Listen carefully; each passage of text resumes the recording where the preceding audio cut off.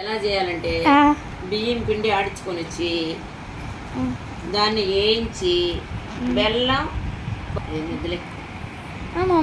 Mummy తర్వాత బియ్యం పిండి తర్వాత వేయించుకొని బియ్యం పిండిని పురుగులు బాగా చక్కగా రావాలంటే బియ్యం పిండి వేయించుకొని ఆ నుంచి బియ్యం పిండి పక్కన పెట్టుకొని ఒక బాండిల్ పెట్టి నీళ్లు కొంచెం వేసుకొని బెల్లం నలగొట్టి ఆ నీళ్ళల్లో వేసి కొంచెం బాగా ఉడకబెట్టి బెల్లంలో రాళ్ళు ఉంటాయి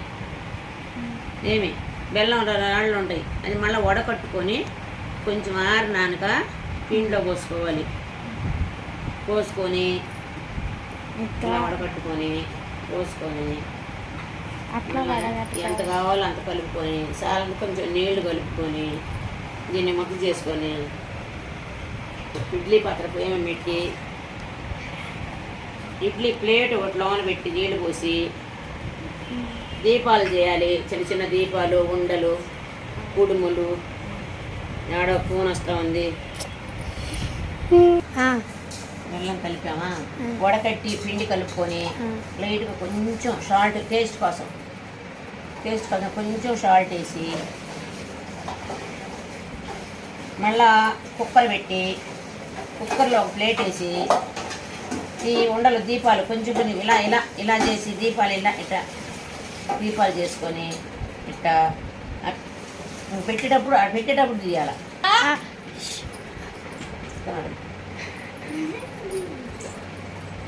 ఈ దీపాలు ఇదిగో ఇలా కూడా అమ్మవారికి ఇష్టం. అర్థమైందా? ఈ అమ్మవారికి ఇష్టం. ఈ గుండ్రాళ్ళు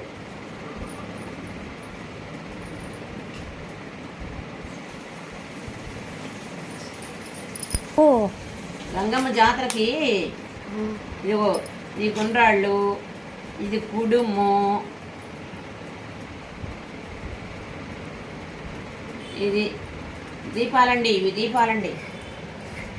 నెయ్యి పోసి దీపం వెలిగించుకొని అమ్మవారికి కుంభ వేయాలండి.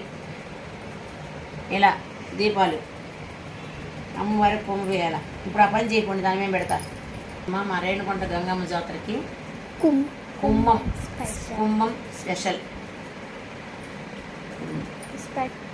కూడా ఉండండి. మీరు దయచేసి మీరు కూడా ఒకసారి సంవత్సరం రండి, మీకు కూడా కుడుములు చేసి పెడతానండి. మా గంగమ్మ జాతరకి మా గంగమ్మ జాతరని చూపిస్తానండి. బాగా అందరు రండి. Thank you. మా డోర్ నెంబరు అన్నీ చెబుతాను.